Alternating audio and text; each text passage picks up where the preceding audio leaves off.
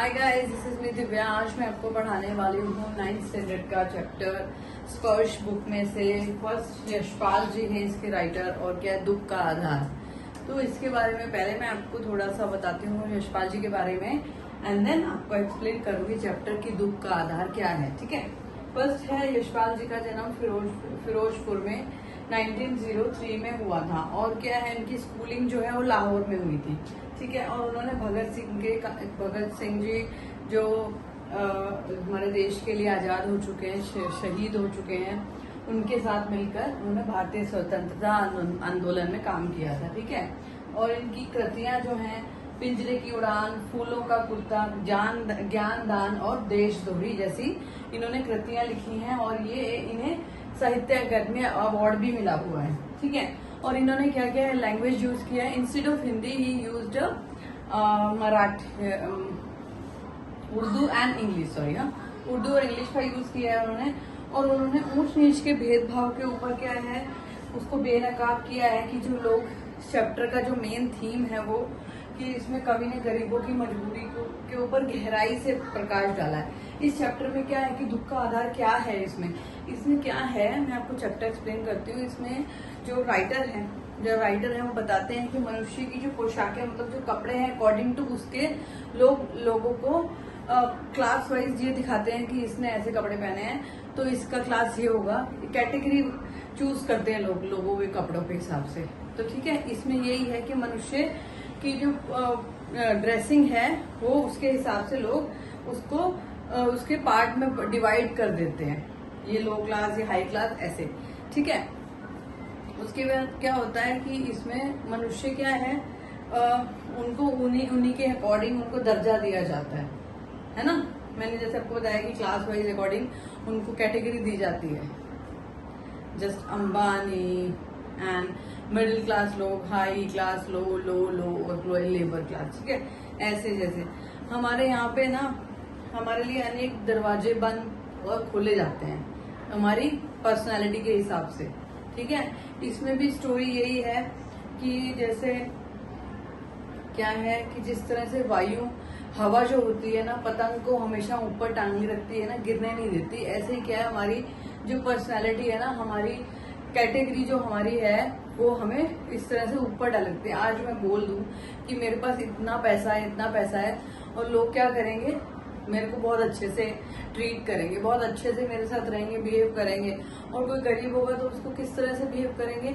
अगर आज मुझे कोई प्रॉब्लम आती है तो 10 लोग आके खड़े हो जाएंगे, लेकिन कोई गरीब होगा तो कोई उसको पूछने भी नहीं आएगा। ये स्टोरी है। इसमें क्या है, एक माँ की स्टोरी है जिसका बेटा मर जाता है। तो ये स्टोरी है। इसमें मैं आपको बताती हूँ कि एक औरत है जिसका बेटा क्या है, उनके तरबूज का बाग होता है। ठीक है। उनका तरबूज का बाग होता है, उसमें क्या है वो खेती करता है। तो उसकी माँ क्या करती है, वो क्या होता है, उसको क्या करता है, उसको सांप काट लेता है। जब वो क्या कर रहा होता है, कटाई कर रहा होता है, तरबूज की कटाई कर रहा होता है, तो उसको क्या सांप काट लेता है। उसका नाम क्या होता है, भगवाना उसका नाम होता है उसके बेटे का। तो वो क्या करती है, वो मर जाता है। उनके पास खाने पीने के भी कुछ पैसे नहीं होते हैं, तो वो जितने पैसे होते हैं ना उनके फ्यूनरल में और क्रियाक्रम में सब वो स्पेंड कर देते हैं। अब उनके पास उसकी एक बेटी है और एक बहू है, वो भगवाना की एक वाइफ है, और एक बेटा है, एक बच्चा है जो, और क्या है भगवाना की जो माँ है वो क्या है, उसके अगले दिन ही, उसके मरने के अगले दिन ही क्या करती है, तरबूज बेचने निकल पड़ती है। क्योंकि उनके पास क्या है, खाने के लिए पैसे नहीं है, कोई ऑप्शन नहीं है। तो क्या है, वो एक सड़क के किनारे तरबूज लेके बैठ जाती है। लेकिन लोग क्या करते हैं, उसकी निंदा करते हैं। क्यों? क्योंकि वो उसके पास कुछ पैसे नहीं है खाने पीने के लिए, तो कोई किसी की हेल्प नहीं करेगा। लेकिन क्या है, उसकी टांग खिंचाई करेगा कि भाई अगले दिन ही तरबूज बेचने निकल गई है, उसे पता है कि बेटा मरा है अगले दिन ही, तो किस तरह से वो तरबूज बेचने निकल सकती है। क्या उसको जरा भी उस पर दया नहीं है। लेकिन कोई अगर उसके सेंस से देखे कि उसके घर में खाने के लिए नहीं है, तुमसे भीख तो नहीं मांग रही है, वो खुद तरबूज लेके निकल पड़ी है ना बेचने के लिए, तो वो लोग क्या करते हैं, उसकी उस बात पे भी, जब वो सड़क के किनारे बैठी होती है तरबूज लेके, तो लोग निकलते रहते हैं और वो वहां पर बैठकर फुटक फुटक के रो रही होती है। तो तो एक आता है बंदा और उसको बोलता है, अधेड़ी उम्र की औरत उसे घृणा मतलब घृणा की तरफ से देखता है, उसको इस तरह से देखता है कि भाई वो गरीब है, तो उसको थूक फेंक के बोलता है कि इसको जरा भी शर्म नहीं है कि जवान लड़के के मरने के बाद दुकान लगा कर यहाँ बैठी है। ठीक है। और दूसरा क्या बोलता है, दूसरा क्या दाढ़ी खुजाते हुए बोलता है, बोलता है जैसी नीयत होती है ना वैसे ही बरकत होती है। मतलब उसकी कंडीशन को कोई नहीं देख रहा, उसको सिर्फ अपने अपने वे में जज किया जा रहा है because she is a poor. ठीक है। तो ये होता है। एक बंदा आता है कान को साफ करता हुआ बोलता है पान की दुकान पे कि भाई अभी उसको मालूम है कि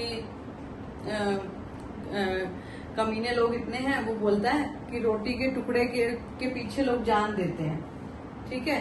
कि बेटी बेटी खसम लुगाई मतलब हस्बैंड वाइफ, और धर्म ईमान सब रोटी का ही टुकड़ा है। मतलब सब अपने पेट के लिए और दिखाए हुए में ही मर रहे हैं पूरी दुनिया, ये हो रहा है यहाँ पे। ठीक है। तो वो इतना वो बोलता है, और वो बोलता है उसके बाद वही दुकान पर बैठ के, लाला की दुकान पे बोलता है बैठ के कि इनको धर्म उसका ख्याल तो है नहीं, यहाँ सड़क के किनारे खरबूजे बेचने बैठ गई है और उसके घर में सूतक है। मतलब सूतक उसको बोलते हैं कि जैसे 13 हो जाती है ना, उससे पहले क्या होता है 10-12 दिन किसी के घर में ना हम लोग दिया भी नहीं जलाते हैं अगर किसी की डेथ हो जाती है, तो उसको सूतक बोलते हैं कि कोई अच्छा काम नहीं करते हैं। 13 दिन के बाद कोई मर जाता है तो उसके 13वें के बाद कोई भी काम होता है अगर किसी को करना है तो। ठीक है। तो उसको सूतक बोलते हैं कि उसके घर सूतक लग गया है और वो फिर भी तरबूज बेचने के लिए उसके तरबूज कौन लेगा। तो इस तरह से लोग बातें करते हैं। 23 बरस का उसका बेटा होता है, जो भगवाना जो है वो 23 बरस का होता है, और जंगल मैंने आपको बता चुकी हूँ कि वो अपने खेत में 2.5 बीघा खेत में 1.5 बीघा खेत में वो वो तरबूज की खेती करता है और उसे सांप काट लेता है। ये सब मैं स्टोरी आपको बता चुकी हूँ। अभी भगवाना वो कहता है भगवाना पर लोग चला गया, लेकिन चूनी भूसी भी थी जो वो उन्होंने कुछ भी था जो सब उसने स्पेंड कर दिया है।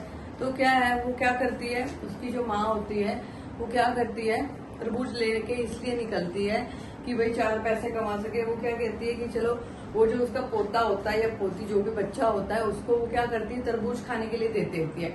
लेकिन जो उसकी बहू होती है उसको इतनी तेज बुखार होता है कि वो उसको तरबूज खाने के लिए भी नहीं दे सकती, तरबूज भी खाने के लिए नहीं दे सकती। तो क्या करेगी, उसको डॉक्टर के पास ले जाएगी, कुछ भी करेगी, लेकिन उसके पास इतने पैसे ही नहीं है ना, तो उसका इलाज कहाँ से कराएगी। क्योंकि जो भी पैसा था वो क्या था, उन्होंने अपने भगवाना के फ्यूनरल में लगा दिया। तो अब वो जब तक तरबूज नहीं बेचेगी या कोई काम नहीं करेगी या कोई उसको देगा नहीं, तो जब तक वो क्या करेगी तब तक वो उसके लिए दवा भी नहीं ला सकती। तो लोग तो क्या है, लोगों का काम है बातें करना।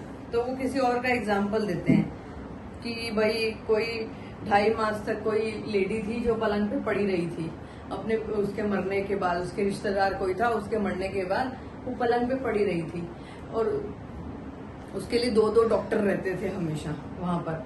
लेकिन क्यों? क्योंकि जो भगवाना की माँ थी वो क्या गरीब थी, और जो वो जिसके बारे में मैं बात कर रही हूँ वो 2 डॉक्टर तभी कोई कर सकता है ना अरेंज, अगर वो वेल्दी है, जिसके पास पैसा है वही अरेंज कर सकता है ना। तो लोग क्या है, लोगों की कंडीशन के हिसाब से, लोगों के पहनावे के हिसाब से, इसमें इन्होंने बताया है यशपाल जी ने कि इनके पहनावे और दिखावे से ही आजकल दुनिया चलती है।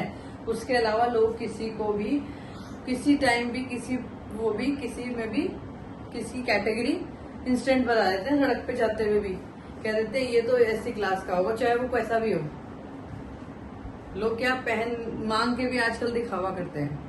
तो क्या है, इन्होंने जो बताया है कि कवि ने गरीबों की मजबूरी पर यही विशेष ध्यान दिया है कि वो एक गरीब औरत जो है जिसका बेटा मर चुका है और वो दूसरे दिन तरबूज बेचने निकली है, तो लोगों ने दुनिया भर की बातें बना दी और दूसरी औरत को जो वेल्दी है उसका कंपेयर उससे कर दिया। तो ये स्टोरी है, मैं इसके क्वेश्चन आंसर आपको शेयर कर देती हूँ नेक्स्ट वीडियो में।